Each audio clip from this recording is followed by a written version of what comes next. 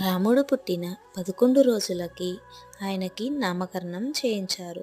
కులగురువైన వశిష్ఠ మహర్షి సర్వజనులు ఆయన గుణములను చూసి పొంగిపోయారు కనుక ఆయనకి రామ, రామ అంటే రా అంటే అగ్ని బీజం, మా అంటే అమృత బీజం కనుక ఆయనకి రామ అని పేరు పెట్టారు.